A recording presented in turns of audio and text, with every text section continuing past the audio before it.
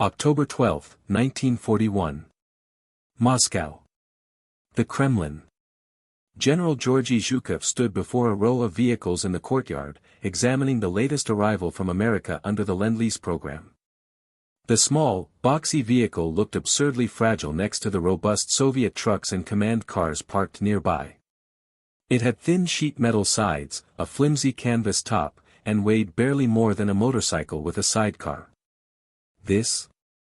Zhukov said, his voice dripping with skepticism.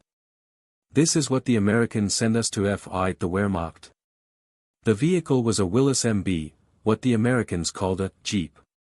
It looked like a child's toy compared to Soviet military vehicles. The Soviet GAZ-67 command car was sturdier, heavier, more substantial. This American contraption seemed like it would fall apart the moment it hit Russian roads, if you could even call them roads. The spring mud season, the Rasputitsa, would swallow this tin box whole. Colonel Ivan Klomov, responsible for evaluating American equipment, walked around the Jeep with obvious disdain. American manufacturing, he muttered. They build everything cheap and light. This vehicle has no armor, minimal protection, and appears constructed from the thinnest possible materials. I estimate it will last perhaps 1 month in combat conditions before mechanical failure. Zhukov nodded. The assessment seemed reasonable.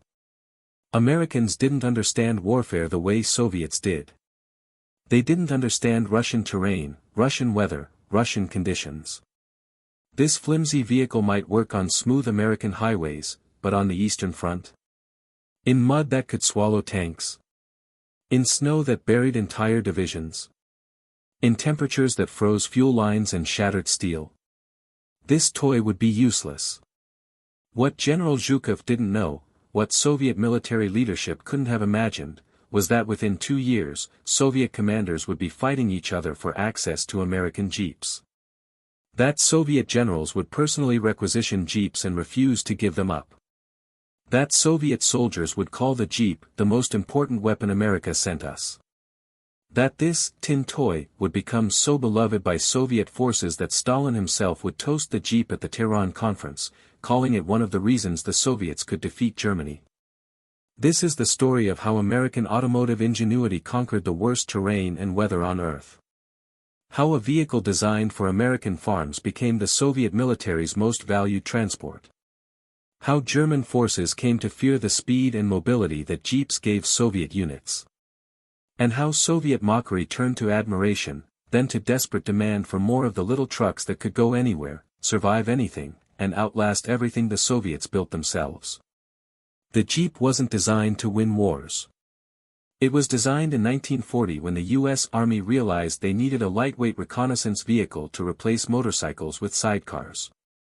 The Army issued specifications: quarter-ton payload capacity, 4-wheel drive, crew of 3, wheelbase under 75 inches, height under 36 inches, weight under 1,300 pounds. And they wanted it designed, prototyped, and ready for testing in 49 days. That timeline was insane. Designing and building a completely new vehicle in 7 weeks. Impossible. But this was 1940, war was coming, and American industry loved a challenge. 3 companies submitted prototypes: Willis Overland, American Bantam, and Ford. Each vehicle had quirks and problems, but the Willis design had the best engine, a 60 horsepower, Go Devil, 4-cylinder that could pull way more than its size suggested. The Army took the best features from all 3 designs, gave the contract primarily to Willis, and told them to start producing immediately. Ford got a contract too, building identical vehicles to Willis specs because the Army knew they'd need thousands of these things. By early 1941, Jeeps were rolling off production lines at rates that seemed impossible, hundreds per week, then thousands per week. The Jeep that emerged was beautifully simple. Body made from flat steel panels that could be stamped quickly. Engine accessible from multiple angles for easy maintenance. 4-wheel drive with a 2-speed transfer case. High ground clearance. Short wheelbase for tight maneuverability. Everything was designed to be simple, tough, and reparable by any mechanic with basic tools. It looked ridiculous. Boxy, utilitarian, with all the aesthetic appeal of a rolling toolbox. But it worked. American troops loved it immediately. Officers used it for command and reconnaissance. Infantry used it for transport. Artillery used it to tow light guns. Medics used it as an ambulance. Engineers used it to haul equipment. The Jeep could do everything. When President Roosevelt agreed to send military aid to the Soviet Union under Lend-Lease in 1941, Jeeps were on the list. The Soviets had specifically requested trucks, lots of trucks. Soviet industry was struggling to produce enough vehicles for their massive army. American trucks would help fill the gap. The Jeeps were almost an afterthought, included because the Americans figured the Soviets could use light vehicles for reconnaissance and command. The first Jeeps arrived in the Soviet Union via Arctic convoy in late 1941. Soviet officers examining them were unimpressed. The vehicles looked fragile. The thin metal construction seemed inadequate for combat conditions. The open design offered no protection from weather or bullets. Compared to Soviet vehicles built with thick steel and designed for brutal conditions, the Jeep seemed hopelessly inadequate. Senior Lieutenant Dmitry Loza, who would later command a Lend-Lease Sherman tank battalion, recalled his first impression of American Jeeps: "We thought the Americans were joking. This tiny vehicle with its thin metal and canvas top, this was supposed to help us defeat the Wehrmacht? Our GAZ trucks were real military vehicles, built strong and heavy. This American toy looked like it would break if you looked at it wrong. We laughed at it. We called it Roosevelt's baby carriage." That laughter didn't last long. Soviet units that actually used Jeeps quickly discovered something amazing: the damn things worked. Better than worked, they excelled. Where Soviet trucks got stuck in mud, Jeeps powered through. Where Soviet vehicles broke down in cold, Jeeps started reliably. Where Soviet transport struggled with rough terrain, Jeeps bounced along like they were on paved roads. The four-wheel drive was a revelation. Most Soviet vehicles were two-wheel drive. In mud or snow, they'd lose traction and get stuck. Jeeps, with power going to all four wheels, could climb through conditions that stopped everything else. Soviet drivers, trained on two-wheel drive vehicles, were amazed at what Jeeps could do. The high ground clearance meant Jeeps could ford streams that would flood Soviet vehicle engines. The short wheelbase meant they could navigate tight forest trails where larger vehicles couldn't fit. The simple engine meant any mechanic could repair them with basic tools, no specialized Soviet parts needed. And the lightweight construction, which seemed like a weakness, was actually a strength. Jeeps didn't sink into mud the way heavier Soviet vehicles did. Sergeant Alexander Bodner, assigned as a driver in a reconnaissance unit, described his first experience driving a Jeep in spring mud. "We were moving through the Rasputitsa, the spring mud season. Everything was getting stuck, our trucks, our armored cars, everything. Then I got assigned to drive one of the American Jeeps. I thought, this light vehicle will sink immediately. Instead, it just kept going. Four wheels pulling, engine roaring, and we're moving through mud that's swallowing trucks twice our size. I couldn't believe it. This little American box was unstoppable." Word spread quickly through Soviet forces. Units lucky enough to receive Jeeps guarded them jealously. Officers requisitioned them for personal use and refused to give them up. Soviet generals who'd mocked the Jeeps started demanding more of them. The vehicles that were supposed to be useless toys became the most sought-after transport in the Red Army. The numbers tell the story. Between 1941 and 1945, America sent the Soviet Union roughly 51,000 Jeeps. That's just Jeeps, not counting the larger trucks, of which America sent over 400,000. Those 51,000 Jeeps became absolutely critical to Soviet operations. They served as command vehicles for officers, reconnaissance vehicles for scouts, communications vehicles for radio operators, ambulances for medics, and fast transport for infantry and supplies. Soviet cavalry units, which were being converted from horses to motorized transport, received jeeps and immediately understood their value. A cavalry commander could cover ground in a jeep that would take hours on horseback.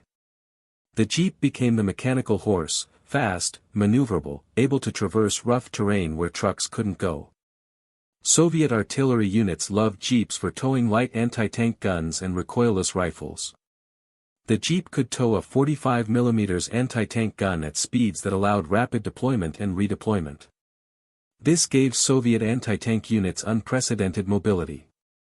German tank commanders began reporting that Soviet anti-tank guns would appear in unexpected positions, engage from long range, then disappear before German forces could respond. The jeeps enabled this hit-and-run tactic.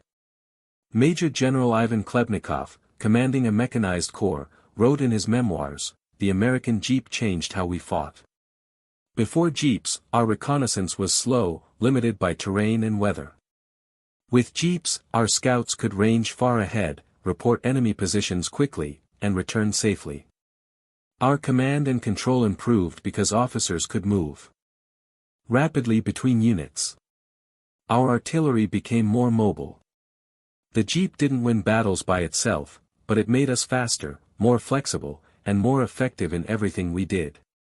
The Soviet military establishment's attitude toward jeeps shifted from mockery to appreciation to desperate need. By 1943, Soviet commands were specifically requesting more jeeps in their Lend-Lease requirements. The vehicles that were supposed to be supplementary equipment became essential. Soviet officers who initially dismissed jeeps were now writing reports praising their capabilities and requesting priority allocation. The comparison with Soviet domestic vehicles became increasingly embarrassing for Soviet industry. The GAZ-67, the Soviet equivalent to the Jeep, was heavier, less reliable, and harder to maintain. It had a less powerful engine, worse four-wheel drive system, and more complex mechanics. Soviet soldiers who driven both preferred the American Jeep overwhelmingly. This created a problem for Soviet leadership. Admitting that American vehicles were superior to Soviet designs contradicted the narrative of Soviet industrial superiority. But the reality on the ground was undeniable. Jeeps worked better. Soviet generals wanted jeeps. Frontline units demanded jeeps. The propaganda line clashed with operational reality. Stalin himself resolved the contradiction in typical Stalin fashion. He acknowledged American help while emphasizing Soviet achievements. At the Tehran Conference in November 1943, Stalin toasted the American Jeep, to the American automobile industry and particularly to the Jeep. "Without this vehicle, we would have lost this war." This was high praise from a leader who rarely acknowledged foreign contributions to Soviet success. The German perspective on Soviet Jeep usage provides another angle on the vehicle's impact.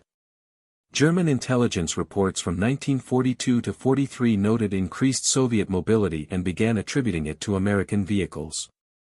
German commanders reported that Soviet units were moving faster, deploying more flexibly, and appearing in unexpected locations.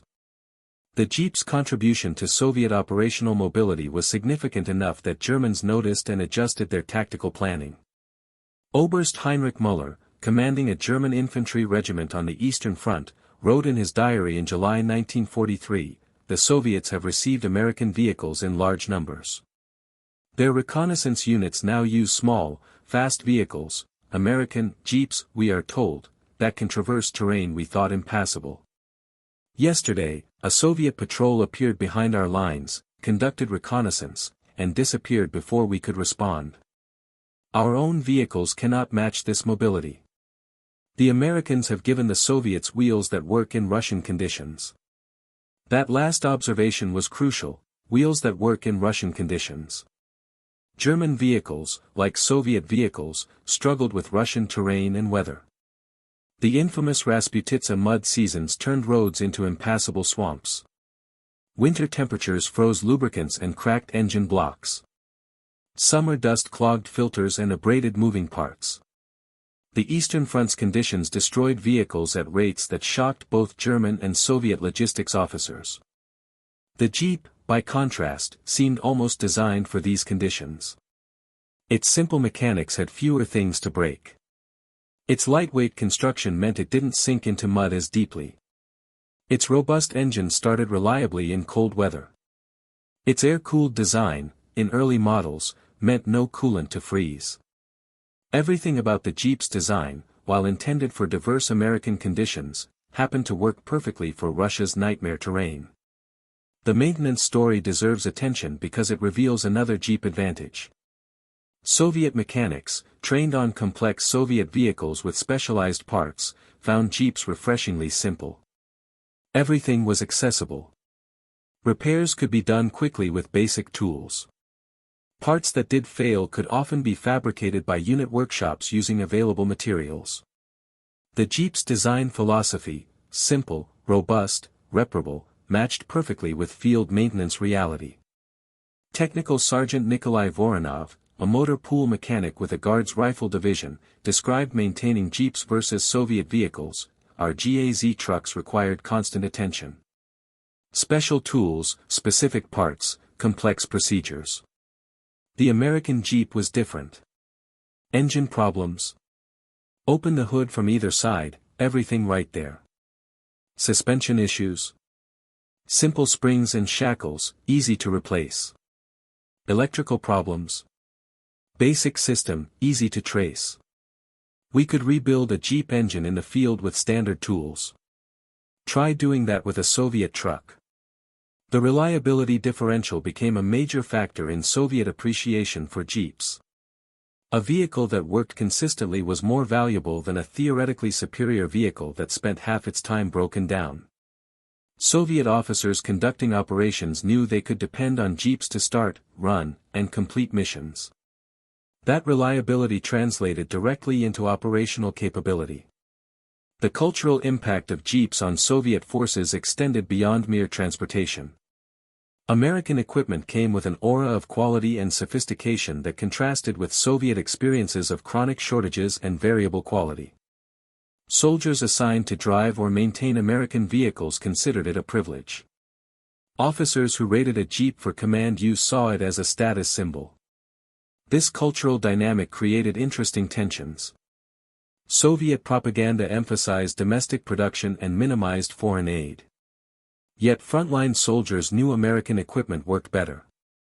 This disconnect between propaganda and reality contributed to complex attitudes toward the West among Soviet veterans, respect for American industrial capability combined with political antipathy toward capitalism. The versatility of Jeeps in Soviet service was remarkable. Beyond standard transport and reconnaissance roles, Soviet forces adapted Jeeps for purposes American designers never imagined. Jeeps served as mobile machine gun platforms, with Maxim or DSHK heavy machine guns mounted on improvised mounts. They functioned as mobile command posts, with radios and map boards fitted into the cargo area.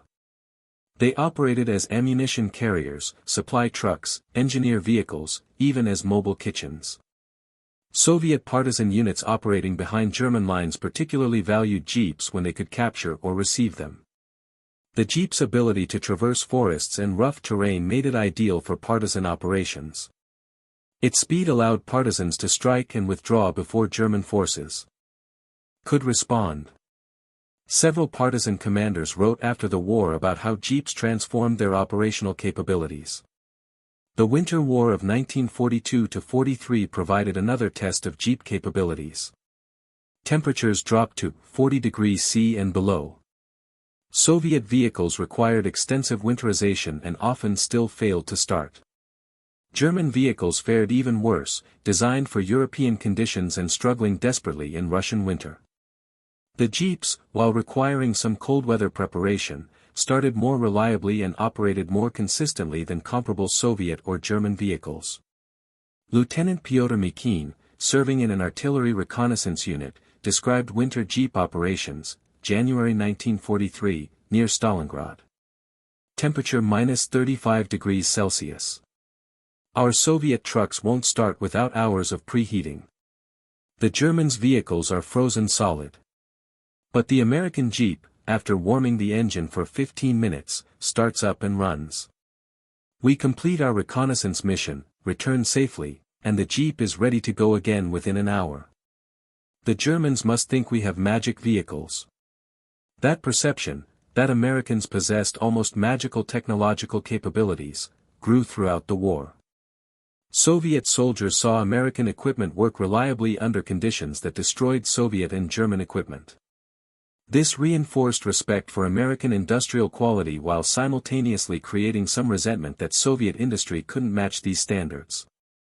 By 1944, as Soviet forces began their great offensives that would carry them to Berlin, jeeps were integral to operations.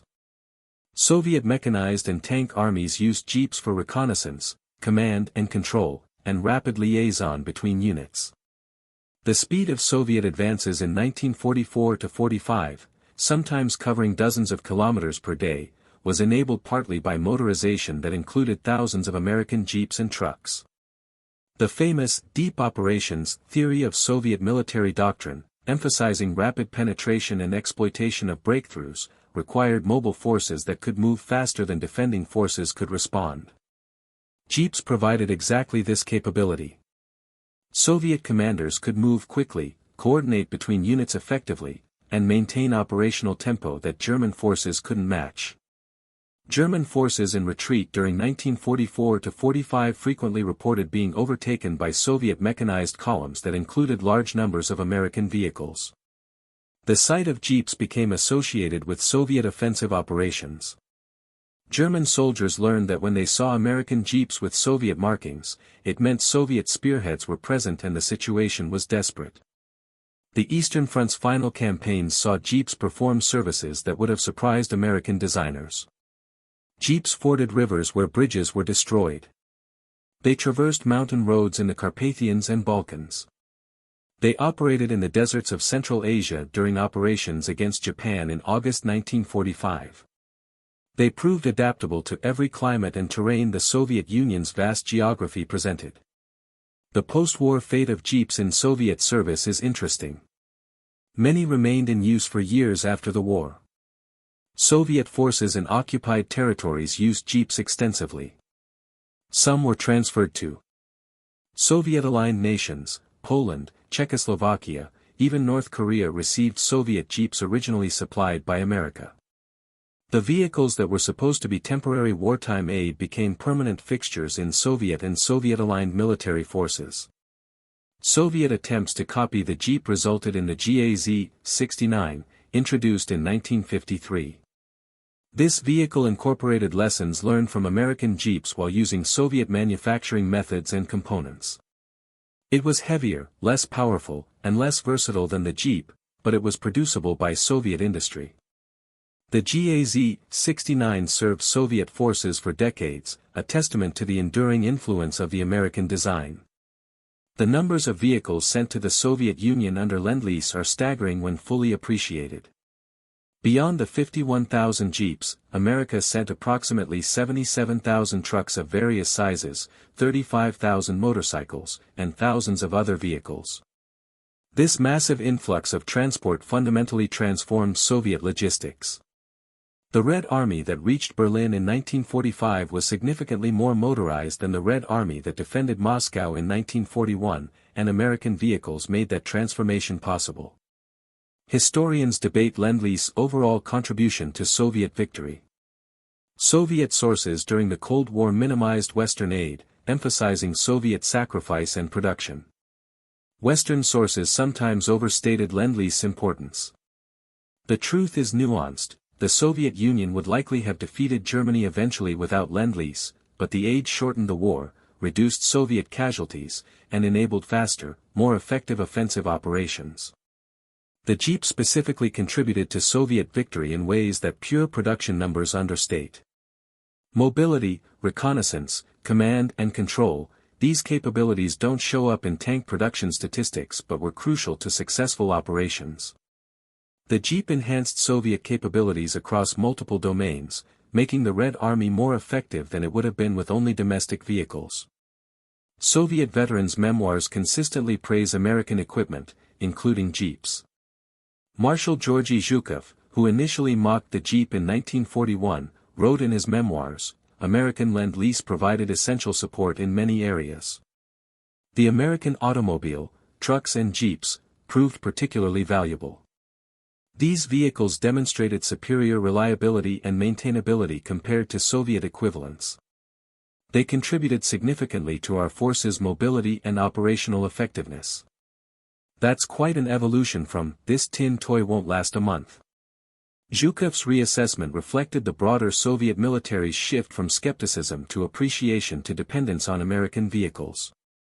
The transformation wasn't instantaneous. It took months of field experience for Soviet officers to overcome their initial biases and recognize the Jeep's genuine capabilities. The cultural exchange worked both ways. American military observers in the Soviet Union reported back on how Jeeps performed under extreme conditions they'd never face in American service. Soviet experiences with Jeeps in Rasputitsa mud informed American understanding of off-road vehicle requirements. Soviet winter operations with Jeeps provided data on extreme cold weather performance. This feedback loop improved American vehicle design for post-war military vehicles. The Jeep's legacy in Soviet military culture persists in unexpected ways. Russian military museums display Jeeps prominently, acknowledging their role in the Great Patriotic War. Veterans organizations maintain Jeeps in running condition for parades and commemorations. The vehicle that represented American capitalism became an honored part of Soviet war history, a contradiction that reflects the complex reality of the wartime alliance. The broader lesson is about technological humility. Soviet generals who mocked the Jeep made assessments based on appearance and preconceptions rather than testing and evidence. The vehicle looked inadequate by Soviet standards of heavy construction and robust design. But Soviet standards were wrong for the actual requirements. Lightweight, simplicity, and reliability proved more valuable than heavy construction and complexity. This pattern repeated throughout the war with various American equipment. Soviet forces initially skeptical of American tanks, radios, aircraft, and other equipment consistently discovered that American designs worked better than expected, often better than Soviet equivalents. American industrial philosophy, build it simple, build it reliable, build it maintainable, proved superior to Soviet philosophy of heavy, complex, specialized equipment. The German experience provides an ironic counterpoint. German vehicles were often technically sophisticated, precisely engineered, and impressive on paper. But they required specialized maintenance, specific parts, and gentle handling. On the Eastern Front's brutal conditions, German vehicles broke down constantly. Meanwhile, crude American Jeeps that looked like toys kept running. Technical sophistication meant nothing if the vehicle was broken. The final statistical accounting of Jeeps in Soviet service is imprecise because record-keeping was inconsistent and many vehicles were lost, destroyed, or transferred without documentation. But estimates suggest that at peak in 1944–45, Soviet forces operated over 40,000 Jeeps simultaneously. That's a significant portion of Soviet light vehicle inventory, providing mobility and capability that Soviet industry couldn't have supplied. At the Victory Parade in Moscow on June 24, 1945, celebrating Germany's defeat, American-supplied Jeeps were prominently featured. Soviet officers drove Jeeps in the parade, acknowledging the vehicle's contribution to victory. This public display, in Stalin's Moscow, represented official recognition that American aid, symbolized by the Jeep, had been essential to Soviet success.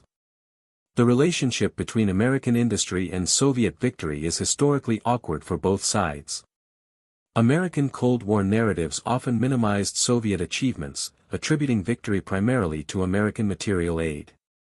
Soviet Cold War narratives minimized Western aid, emphasizing Soviet sacrifice and determination. The truth acknowledged both: Soviet soldiers did the fighting and dying, but American equipment helped them do it more effectively with fewer casualties. The Jeep embodies this complicated history. It was an American design, mass-produced by American industry, shipped at great cost and risk across dangerous Arctic waters, delivered to Soviet forces who initially mocked it, then came to depend on it, then celebrated it, then tried to minimize its importance during the Cold War, then finally acknowledged its contribution as political tensions eased. Today, automotive historians recognize the Jeep as one of history's most significant vehicle designs. Its influence extends far beyond World War II. The modern SUV market descends directly from the Jeep. Military light vehicles worldwide incorporate Jeep design principles. The Jeep established that small, simple, capable vehicles could outperform larger, more complex alternatives in real-world conditions. For Soviet forces specifically, the Jeep represented a revelation about American capabilities. Soviet leadership had dismissed American industry as capable of producing consumer goods but inadequate for serious military production. The Jeep, along with other Lend-Lease equipment, shattered that assumption. Americans could design and mass-produce military equipment that matched or exceeded Soviet capabilities. This recognition influenced Soviet post-war military and industrial planning. The human element of the Jeep story is worth emphasizing. Thousands of Soviet drivers, mechanics, officers, and soldiers experienced American engineering quality firsthand through the Jeep. For many, it was their only direct contact with American manufacturing. The impression was lasting. Soviet veterans interviewed decades later still remembered American Jeeps fondly, praising their reliability and capabilities. The geopolitical implications extended beyond the war. Soviet recognition of American industrial capability, driven partly by direct experience with equipment like Jeeps, shaped Cold War competition. The Soviet Union's massive post-war industrialization efforts were driven partly by the realization that American industry could outproduce Soviet industry in both quantity and quality. The arms race of the Cold War had roots in World War II experiences with Lend-Lease equipment. At the National World War II Museum in New Orleans, a restored Willis MB Jeep sits in the American sector displays. Nearby, historical photographs show Jeeps in Soviet service, driving through mud, fording rivers, carrying Soviet officers, participating in victory celebrations.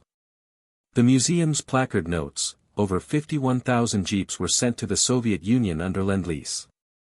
Soviet forces came to depend on these vehicles for reconnaissance, command and control, and rapid transport. Marshal Zhukov called American vehicles, including the Jeep, essential to Soviet victory. That assessment, from the general who initially mocked the Jeep as a tin toy, represents the complete reversal of Soviet attitudes toward American automotive engineering. The Jeep proved its worth through performance, not propaganda. Soviet forces tried it, loved it, fought to keep it, and acknowledged its contribution to defeating Nazi Germany. The legacy lesson is about operational capability versus theoretical superiority.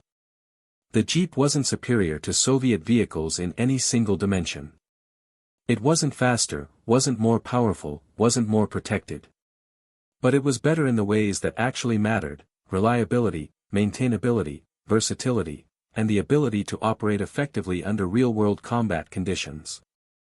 The Soviet officers who initially dismissed the Jeep made a fundamental error: they judged it by appearance and specifications rather than by performance. They assumed their own vehicles were superior because they were heavier and more robustly constructed. They were wrong. The Jeep's lightweight construction was a feature, not a bug. Its simplicity was a strength, not a weakness. By war's end, Soviet forces had internalized these lessons. When given a choice between Soviet vehicles and American Jeeps, Soviet soldiers chose Jeeps overwhelmingly. When Soviet commanders planned operations, they specifically requested Jeeps for critical missions. When Soviet generals wrote memoirs, they acknowledged the Jeep's contribution to victory. The vehicle that was supposed to be a useless toy became the Soviet military's most valued light transport. The tin can that looked ridiculous next to Soviet trucks proved more capable than any Soviet equivalent. The American design that Soviet engineers dismissed as inadequate outlasted, outperformed, and outran every Soviet vehicle in its class. General Zhukov's initial mockery, "This is what Americans send us to fight the Wehrmacht," was answered by 4 years of Soviet soldiers driving Jeeps through mud, snow, dust, and combat. Yes, that was what Americans sent. And it was exactly what Soviet forces needed, even if they didn't know it when they first saw it. The jeeps that rolled off American assembly lines and sailed across dangerous Arctic waters carried with them American industrial capability, engineering philosophy, and commitment to Allied victory. Soviet forces, initially skeptical, came to treasure them. German forces, facing increasingly mobile Soviet operations, learned to fear them. The tin toy mocked by Soviet generals in 1941 became the vehicle Stalin toasted in 1943 as essential to victory. That transformation, from derision to dependence, tells the Jeep story better than any specification sheet or production number. American engineering had conquered Russian terrain, Soviet skepticism, and German opposition. The little truck that Soviet officers laughed at became the vehicle that outran, outlasted, and outperformed everything in the Soviet arsenal. And in the process, it became a legend that Soviet veterans still remember with respect and gratitude 8 decades later. Game over. The tin toy won.